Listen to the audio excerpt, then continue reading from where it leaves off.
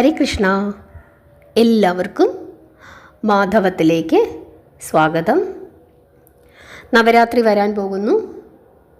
October 3-ാം തീയതി മുതൽ 13-ാം തീയതി വരെയാണ് നമ്മൾ ആഘോഷിക്കുന്നത്. സാധാരണയായിട്ട് കേരളത്തിൽ പൂജ വെക്കുന്ന ആ സമയങ്ങൾ, അതായത് അവസാനത്തെ 3 ദിവസങ്ങളാണ് ഇവിടെ കൂടുതലായിട്ടും സാധാരണയായിട്ട് ആഘോഷിക്കുന്നത്. പിന്നെ 9 ദിവസം നമ്മൾ കുട്ടികളോട് പറയും, പഠിക്കുന്ന കുട്ടികളാണ്, നോൺ വെജിറ്റേറിയൻ ഭക്ഷണങ്ങളൊന്നും കഴിക്കരുത്, സരസ്വതി നാമങ്ങൾ ജപിക്കണം, ഈ വിധമൊക്കെ പറയും. പക്ഷേ ഇതൊന്നും പലപ്പോഴും മുതിർന്ന ആളുകൾ ശീലിക്കാറില്ല. പക്ഷെ അങ്ങനെയല്ല നവരാത്രി വ്രതം എടുക്കേണ്ടത്. 9 ദിവസവും അമ്മ മഹാമായയുടെ 9 രൂപങ്ങൾ, നവദുർഗ, ആ രൂപങ്ങൾ ഓർത്ത് ആ കഥ കേട്ട് അമ്മയ്ക്ക് വഴിപാടുകൾ സമർപ്പിച്ച് പ്രാർത്ഥിച്ച് വ്രതശുദ്ധിയോടുകൂടി ഇരുന്നാൽ നമ്മൾ ചിന്തിക്കുന്ന ഐശ്വര്യങ്ങളല്ല നമുക്ക് ദേവി പ്രദാനം ചെയ്യുന്നത്. അതിൻ്റെ 10 ഇരട്ടി ഐശ്വര്യം അമ്മ നമുക്ക് പ്രദാനം ചെയ്യും. നമ്മൾ സാധാരണ ലൗകിക ജീവിതം ജീവിക്കുന്ന മനുഷ്യരാണ്. നമുക്ക് ധാരാളം ആവശ്യങ്ങളുണ്ട്. ഞാൻ എപ്പോഴും പറയും, നമുക്ക് വീട് വേണം, കാറ് വേണം, നമ്മുടെ കുട്ടികൾക്ക് നല്ല ജോലി വേണം, അവർ നല്ല സ്വഭാവത്തിൽ വളരണം, അവർക്ക് നല്ല വിദ്യാഭ്യാസം വേണം, നല്ല ജീവിതം ഉണ്ടാകണം, നമ്മുടെ കടങ്ങൾ മാറണം, ദുരിതങ്ങൾ ഒഴിയണം. ഇങ്ങനെ ഒരുപാട് ആവശ്യങ്ങളാണ് നമുക്കുള്ളത്. നമ്മുടെ ഇതുപോലുള്ള ലൗകികമായ ആവശ്യങ്ങളൊക്കെ നിറവേറ്റി തരാൻ ഏറ്റവും ഉത്തമം എന്ന് പറയുന്നത് അമ്മ മഹാമായയാണ്. നമ്മുടെ സാധാരണ ജീവിതത്തിൽ പോലും നമ്മുടെ പ്രശ്നങ്ങൾ നമുക്ക് ധൈര്യമായി പറയാൻ പറ്റുന്നത് നമ്മുടെ അമ്മയുടെ അടുത്താണ്. അതുകൊണ്ട് അമ്മ മഹാമായയും അതുപോലെ തന്നെയാണ്. ഒക്ടോബർ 1-ാം തീയതി മുതൽ ഞാൻ അങ്ങോട്ട് കറക്റ്റായിട്ട് വീഡിയോ ഇടാം.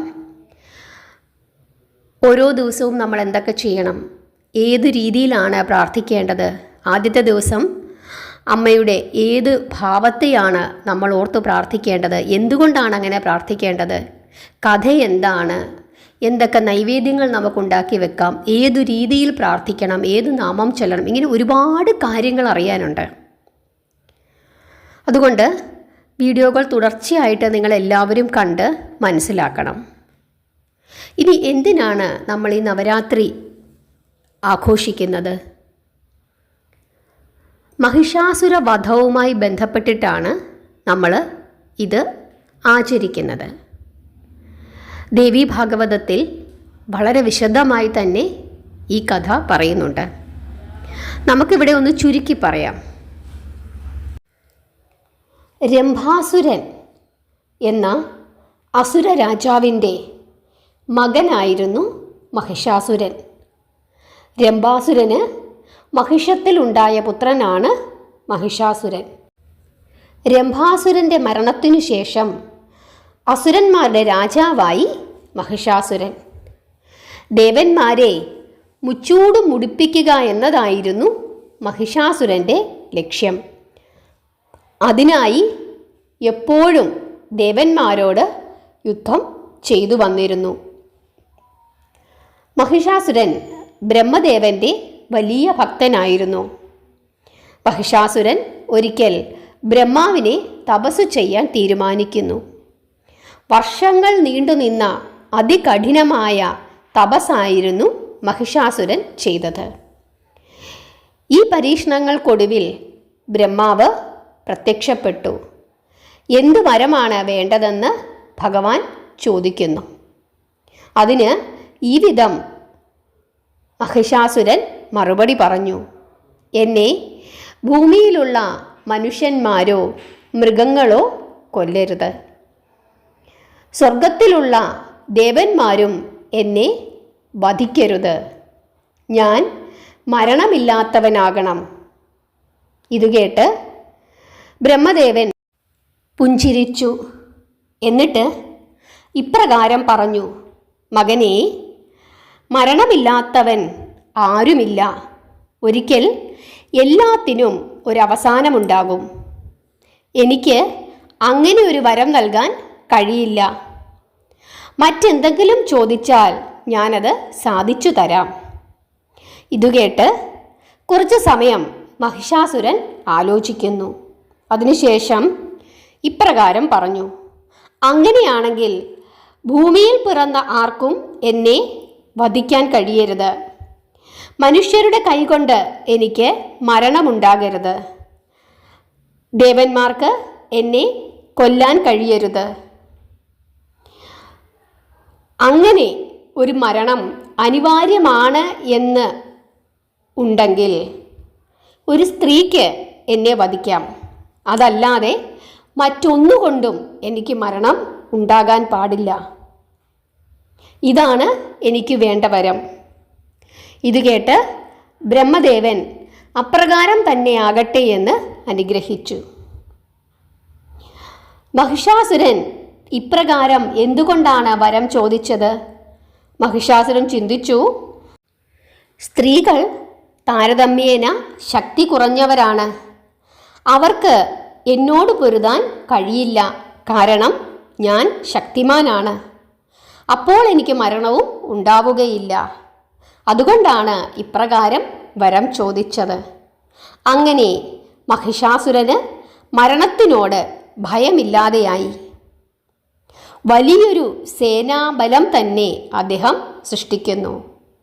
വരബലത്തിൽ അഹങ്കരിച്ച ഈ അസുരൻ ഭൂമിയിലും ദേവലോകത്തും അക്രമം അഴിച്ചുവിട്ടു. ദേവന്മാർക്ക് ഒരു സ്വൈര്യവുമില്ല. അങ്ങനെ അവർ ത്രിമൂർത്തികളെ കാണാനായി പോയി.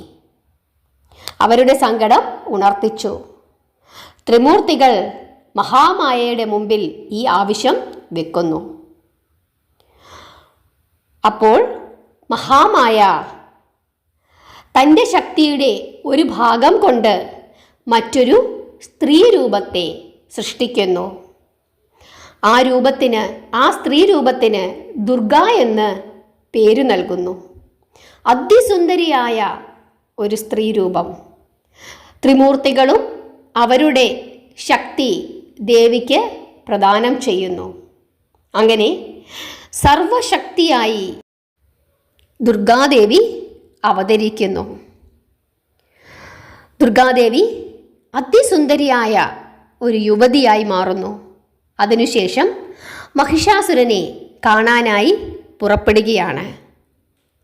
അതിസുന്ദരിയായ ഒരു സ്ത്രീ തൻ്റെ മുമ്പിൽ വന്നു നിൽക്കുന്നത് കണ്ട് മോഹിതനായ മഹിഷാസുരൻ വിവാഹ അഭ്യർത്ഥന നടത്തുന്നു. ദേവി ഇപ്രകാരം പറയുന്നു: എനിക്ക് സമ്മതമാണ്, പക്ഷേ എൻ്റെ ഭർത്താവ് എന്നേക്കാൾ വീരനായിരിക്കണം. അതെനിക്ക് നിർബന്ധമാണ്. ഉടനെ മഹിഷാസുരൻ ചിരിക്കുന്നു. തൻ്റെ ശക്തിയെപ്പറ്റി വർണ്ണിക്കുന്നു. ഇത് കേട്ട് ദേവി പുഞ്ചിരിച്ചുകൊണ്ട് പറയുന്നു: അങ്ങനെയാണെങ്കിൽ കാണാം ആ ശക്തി. എന്നോട് യുദ്ധം ചെയ്യൂ. എന്നെ യുദ്ധത്തിൽ തോൽപ്പിച്ചാൽ തീർച്ചയായിട്ടും ഞാൻ അങ്ങയുടെ ഭാര്യയായിരിക്കും. ഇത് കേട്ട് പുഞ്ചിരിയോടുകൂടി മഹിഷാസുരൻ യുദ്ധത്തിന് തയ്യാറാകുന്നു. ദേവി മഹിഷാസുരൻ്റെ സൈന്യത്തെ നശിപ്പിക്കുന്നു. അസുര രാജാവായ മഹിഷാസുരൻ്റെ സൈന്യാധിപനായിരുന്നു ചക്ഷുരൻ.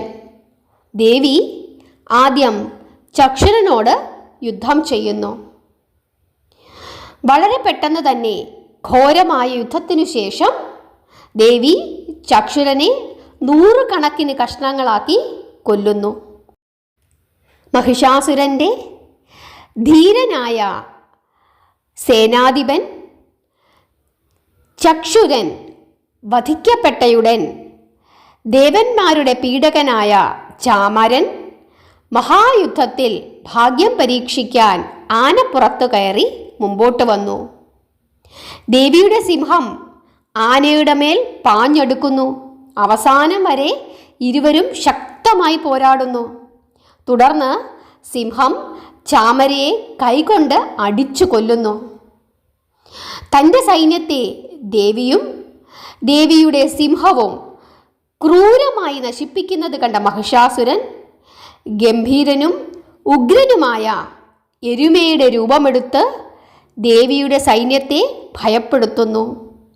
ചിലരെ മുഖത്തടിക്കുക, ചിലരെ കുളമ്പുകൊണ്ട് ചവിട്ടുക, ചിലരെ വാൾ കൊണ്ട് അടിക്കുക, മറ്റു ചിലരെ കൊമ്പുകൊണ്ട് കീറുക.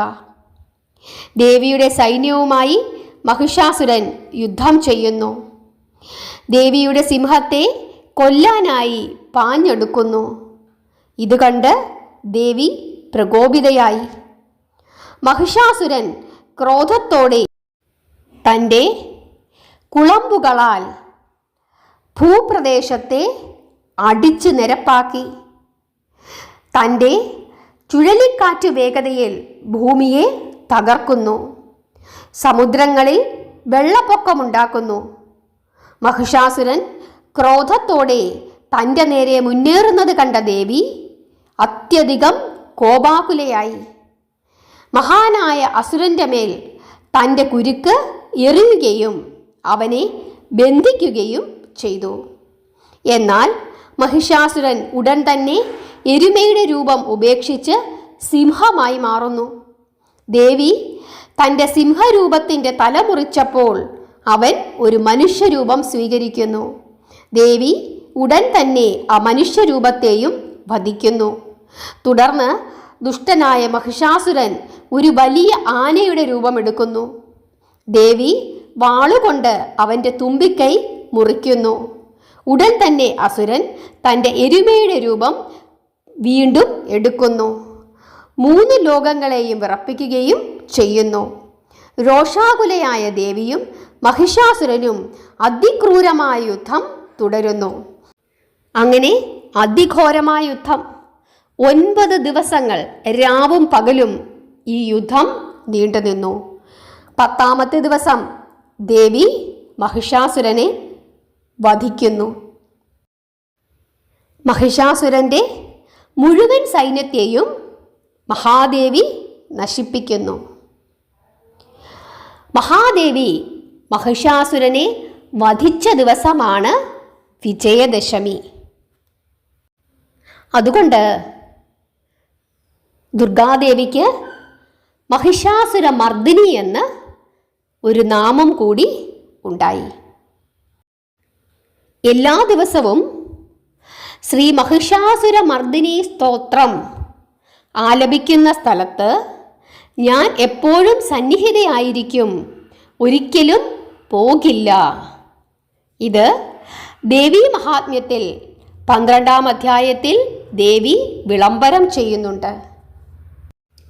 ദേവി ദുർഗയുടെയും ലക്ഷ്മിയുടെയും സരസ്വതിയുടെയും വ്യത്യസ്ത രൂപങ്ങൾ എടുക്കുകയും അസുരന്മാരെ നിഗ്രഹിക്കുകയും ചെയ്യുന്നു. മധുകൈതഭൻ, മഹിഷാസുരൻ, ശുംഭനിശുംഭന്മാർ മുതലായ അസുരന്മാരെ മഹാദേവി വധിക്കുന്നു.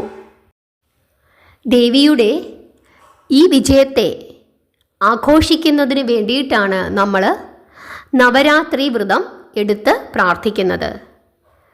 വിജയദശമി ദിവസം ദേവിയുടെ വിജയത്തെ നമ്മൾ സന്തോഷപൂർവം ആഘോഷിക്കുന്നു. കാരണം അസുരന്മാരെ നിഗ്രഹിച്ച് ത്രിലോകങ്ങളിലും സ്വസ്ഥത തന്നിരിക്കുകയാണ് ദേവി. അതുകൊണ്ട് തന്നെ നിരന്തരം ദേവിയെ പ്രാർത്ഥിക്കുന്നത് നമ്മുടെ ഉള്ളിലുള്ള ആസുരഭാവത്തെ നിഗ്രഹിക്കുന്നതിന് വളരെ വളരെ നല്ലതാണ്. ശക്തിയാണ് മഹാദേവി. എല്ലാ ദേവിമാരും ഒരൊറ്റ ആ ശക്തിയുടെ വിവിധ ഭാവങ്ങളും അവതാരങ്ങളുമാണ്. അതുകൊണ്ട് ഓരോ ദിവസവും ദേവിയുടെ വ്യത്യസ്തമായ രൂപങ്ങളെയാണ് നമ്മൾ പ്രാർത്ഥിക്കേണ്ടത്. ഒക്ടോബർ 1-ാം തീയതി മുതൽ ഞാൻ അടുപ്പിച്ചങ്ങോട്ട് വീഡിയോ ഇടും. എല്ലാവരും അത് കേൾക്കണം. ഇനി മറ്റൊരു പ്രധാനപ്പെട്ട കാര്യം, ഉത്തരേന്ത്യയിലൊക്കെ നവരാത്രി ആ 9 ദിവസങ്ങളും അവർ ഓരോ നിറങ്ങളിലുള്ള വസ്ത്രങ്ങൾ ധരിക്കാറുണ്ട്. അതിന് കുറേ കാരണങ്ങളും അവർ പറയുന്നുണ്ട്. അത് നമുക്ക് ഓരോ ദിവസത്തെ വീഡിയോയിലും ആ കാരണങ്ങൾ എന്തൊക്കെയാണ് എന്ന് പറയാം. ഞാനിപ്പോൾ ആദ്യം പറയുന്നത് ആ 9 നിറങ്ങളാണ്. ആ 9 നിറങ്ങൾ എന്ന് പറയുന്നത്, ആദ്യത്തെ ദിവസം മഞ്ഞ, രണ്ടാമത്തെ ദിവസം പച്ച, 3 ചാരനിറം, 4 ഓറഞ്ച്, 5 വെള്ള, 6 ചുവപ്പ്, 7 റോയൽ ബ്ലൂ, 8 പിങ്ക്, 9 പർപ്പിൾ. ഒന്നുകൂടി പറയാം: മഞ്ഞ, പച്ച, ചാരനിറം, ഓറഞ്ച്, വെള്ള, ചുവപ്പ്, റോയൽ ബ്ലൂ, പിങ്ക്, പർപ്പിൾ. ഇതാണ് ആ നിറങ്ങൾ. ഈ ദിവസങ്ങളിലൊക്കെ ഓരോ നിറങ്ങൾ ധരിക്കുന്നത്, അതായത് ആദ്യത്തെ ദിവസം മഞ്ഞ നിറത്തിലുള്ള വസ്ത്രം ധരിക്കുന്നത്, രണ്ടാമത്തെ ദിവസം പച്ച നിറത്തിലുള്ള വസ്ത്രം ധരിക്കുന്നതൊക്കെ വളരെ ശുഭകരമാണ് എന്ന് പറയുന്നു. അതിനൊക്കെ ഓരോ ഫലങ്ങളുമുണ്ട്. ഞാനിപ്പോൾ പറഞ്ഞത്, നിങ്ങളുടെ കയ്യിൽ ഈ കളറുകളിലുള്ള വസ്ത്രങ്ങളൊക്കെ ഉണ്ടെങ്കിൽ ഒന്ന് അലക്കി വൃത്തിയായി എടുത്തു വെച്ചുകൊള്ളുക. അതല്ല, ഇതിൽ പല നിറങ്ങളും ഇല്ല എങ്കിൽ നിങ്ങൾക്ക് മേടിക്കാൻ സാധിക്കുന്നെങ്കിൽ മേടിക്കുക. അതല്ലെങ്കിൽ നമ്മുടെ ശരീരത്തിൽ ധരിക്കാൻ പറ്റുന്ന എന്തെങ്കിലും ഒരു കാര്യം ഈ കളറുകളിൽ മേടിക്കുക. പൊട്ടായാലും മതി, അല്ലെങ്കിൽ കുപ്പിവളകളായാലും മതി. എന്തെങ്കിലും പെട്ടെന്ന് നമ്മുടെ കാണുന്ന രീതിയിൽ, പൊട്ടാണെങ്കിൽ ഇപ്പോൾ പല കളറിലുള്ള പൊട്ടുകൾ നമുക്ക് കടകളിൽ നിന്ന് മേടിക്കാനായിട്ട് കിട്ടും. അപ്പം ഈ കളറുകളിലുള്ള പൊട്ടുകളൊക്കെ ഒന്ന് മേടിച്ച് വെച്ചോളൂ. അത് വളരെ നല്ലതാണ്. വസ്ത്രങ്ങളുണ്ടെങ്കിൽ അതും വളരെ നല്ലതാണ്. അതാണ് വേണ്ടത്. ഇനി ഇല്ലെങ്കിൽ നമുക്ക് പെട്ടെന്ന് മേടിക്കാൻ പലർക്കും സാധിക്കണമെന്നില്ല. അതുകൊണ്ടാണ് പറഞ്ഞത്. ഇനി വ്രതമെടുത്ത് ഇരിക്കണമെന്നാണ് പറയുന്നത്. അതായത് ശുദ്ധമായ ആഹാരം കഴിച്ചിരിക്കുക. രാവിലെയും വൈകുന്നേരവും കുളിച്ച് വിളക്ക് കത്തിച്ച് പ്രാർത്ഥിക്കുക, ദേവിക്ക് നൈവേദ്യം വെക്കുക. അതാണ് വ്രതരീതി. നോൺ വെജിറ്റേറിയൻ ഭക്ഷണങ്ങൾ ഒഴിവാക്കുക. ഇങ്ങനെയൊക്കെ ചെയ്യുക. ഇനി സ്ത്രീകളാണ് നമ്മൾ ഈ വ്രതം എടുക്കുന്നതെങ്കിൽ, പലപ്പോഴും നമ്മുടെ വീട്ടിൽ പുരുഷന്മാരോ അതല്ലെങ്കിൽ മറ്റുള്ളവരൊക്കെ ഉണ്ടെങ്കിൽ ചിലപ്പോൾ അവർക്ക് വളരെ നിർബന്ധമായിരിക്കും അവർക്ക് നോൺ വെജിറ്റേറിയൻ ഭക്ഷണം കഴിക്കണമെന്നുള്ളത്. നമ്മൾക്ക് വ്രതമാണ്, അതുകൊണ്ട് നോൺ വെജിറ്റേറിയൻ ഭക്ഷണങ്ങൾ ഇവിടെ വെക്കില്ല എന്ന് പറഞ്ഞാൽ നമ്മുടെ ഈ 9 ദിവസം കൊണ്ട് നമ്മുടെ വീട് അലങ്കോലമാകും. അങ്ങനെയുള്ള വീടുകളുണ്ട്. ചില വീട്ടിൽ പുരുഷന്മാർ ഒട്ടും തന്നെ സഹകരിക്കത്തില്ല. സ്ത്രീകൾ വ്രതമെടുക്കുകയാണെങ്കിൽ ചിലയിടത്ത് തിരിച്ചായിരിക്കും. സ്ത്രീകൾ ഒട്ടും സഹകരിക്കത്തില്ല, അതല്ലെങ്കിൽ മറ്റുള്ളവർ സഹകരിക്കണമെന്നില്ല. ഇങ്ങനെ സഹകരിക്കാത്ത ഒരു വിഭാഗം ആളുകൾ എപ്പോഴും കാണും. നമുക്ക് അത് വേണം എന്ന് കരുതി മറ്റുള്ളവർക്കത് വേണ്ട എന്നും കരുതി ഒരാളുടെ സന്തോഷത്തെ ഹനിക്കുന്നത് ശരിയല്ല. ഇപ്പോൾ സ്ത്രീകളുടെ കാര്യമാണ് പറയുന്നതെങ്കിൽ, നിങ്ങൾ വ്രതമെടുക്കാനായിട്ട് ഇരിക്കുന്നു. നിങ്ങളുടെ ഭർത്താവിനും നിങ്ങളുടെ അമ്മായിയച്ഛനും അമ്മായിയമ്മയ്ക്കുമൊക്കെ എന്ത് ചെയ്യണം? മീൻ കൂട്ടണം. എന്താ ചെയ്യുക? നമുക്ക് വ്രതമാണ്. നമ്മൾ പറ്റില്ല എന്ന് പറഞ്ഞു കഴിഞ്ഞാൽ നമ്മുടെ വീട്ടിൽ കുടുംബ സ്വസ്ഥത ഉണ്ടാകില്ല. നമുക്ക് സ്വസ്ഥവും സമാധാനവുമായി വ്രതമെടുക്കാൻ സാധിക്കുകയില്ല. നിങ്ങൾ അവർക്ക് വെച്ചു കൊടുത്തോളൂ, ഒരു ദോഷവും ഇല്ല. നമ്മുടെ വീട്ടിലെ സ്വസ്ഥത കളഞ്ഞുകൊണ്ട് നമുക്കിതൊന്നും ചെയ്തു കഴിഞ്ഞാൽ അതിലെന്ത് ഫലമാണ് നമുക്ക് ലഭിക്കുന്നത്? അമ്മ മഹാമായയ്ക്ക് ഇതെല്ലാം അറിയാം. ഒരു കാര്യവും നമുക്ക് ആരെയും നിർബന്ധിപ്പിച്ച് ചെയ്യാൻ പറ്റില്ല. നമ്മൾ അതിന് ശ്രമിക്കുകയും വേണ്ട. കാലക്രമേണ ഈ എതിർത്തു നിൽക്കുന്നവരൊക്കെ നമ്മുടെ വഴിക്ക് വന്നോളും. നിങ്ങൾ അവർക്ക് ആഹാരമുണ്ടാക്കി കൊടുക്കുക, സന്തോഷത്തോടു കൂടി ഇരിക്കുക. നിങ്ങൾ കഴിക്കണ്ട.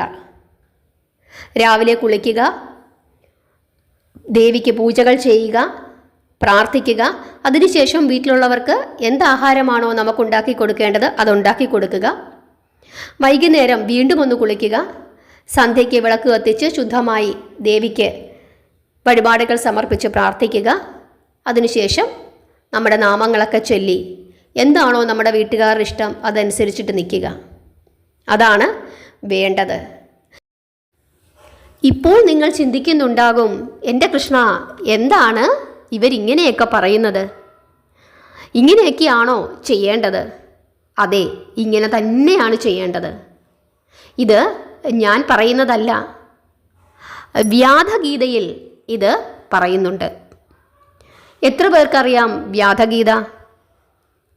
ഓരോ ഹിന്ദുമത വിശ്വാസിയും നിർബന്ധമായും വ്യാധഗീത അറിഞ്ഞിരിക്കണം. ഹിന്ദുമത വിശ്വാസി എന്നല്ല, സകല മനുഷ്യരും വ്യാധഗീത അറിഞ്ഞിരിക്കണം. വ്യാധഗീത അറിഞ്ഞാൽ മാത്രമേ ഒരു മനുഷ്യന് മനുഷ്യനായി ജീവിക്കാൻ പറ്റുകയുള്ളൂ. അതുകൊണ്ട് ഇതിനുശേഷം ഞാൻ ആ ഒരു വീഡിയോ ഇടാം. നിങ്ങളെല്ലാവരും തന്നെ ആ വ്യാധഗീത കേൾക്കണം. കേട്ടുകഴിഞ്ഞാൽ നിങ്ങളുടെ പല സംശയങ്ങൾക്കുമുള്ള ഉത്തരം അതിനകത്തുണ്ട്. എങ്ങനെ ജീവിക്കണം, എന്തൊക്കെ ചെയ്യണം, എങ്ങനെ ചെയ്താലാണ് ധർമ്മം, എങ്ങനെ ചെയ്താലാണ് ഭഗവാൻ അനുഗ്രഹിക്കുന്നത്. നമ്മൾ പലപ്പോഴും പല വ്രതങ്ങളും എടുക്കുന്നു, പല രീതിയിൽ പ്രാർത്ഥിക്കുന്നു, ഒരു ഫലവും കിട്ടുന്നില്ല എന്ന് നിരന്തരം പല ആളുകളും പരാതി പറയാറുണ്ട്. എന്തുകൊണ്ടാണ് ഫലങ്ങൾ കിട്ടാത്തത്? അതിനെല്ലാം ഉത്തരം വ്യാധഗീതയിലുണ്ട്. അതുകൊണ്ട് എല്ലാവരും തന്നെ വ്യാധഗീത കേൾക്കണം. അതുപോലെ ഈ നവരാത്രി ദിവസങ്ങളിൽ ദേവീ ഭാഗവതം നിർബന്ധമായും പാരായണം ചെയ്യണം. അതിന് സാധിക്കുന്നില്ലെങ്കിൽ ദുർഗാസപ്തശ്ലോകി പാരായണം ചെയ്യണം. 7 തവണയോ 3 തവണയോ ഒക്കെ പാരായണം ചെയ്യാം. ദുർഗാസപ്തശ്ലോകിയുടെ വിശദമായ വീഡിയോ ഞാൻ ഇട്ടിട്ടുണ്ട്. ലിങ്ക് ഡിസ്ക്രിപ്ഷൻ ബോക്സിൽ കൊടുത്തേക്കാം. എല്ലാവരും അത് കേട്ട് അതുപോലെ നാമം ജപിക്കണം. ഇനി ഇതൊന്നും സാധിക്കുന്നില്ലെങ്കിൽ അമ്മേ നാരായണ എന്ന നാമം ജപിച്ചുകൊണ്ടേയിരിക്കുക. ആ കൂട്ടത്തിൽ നാരായണ നാമം മറക്കരുത്. എല്ലാവർക്കും കുറച്ചൊക്കെ സംശയങ്ങൾ മാറിയെന്ന് വിശ്വസിക്കുന്നു. ഹരേ കൃഷ്ണ.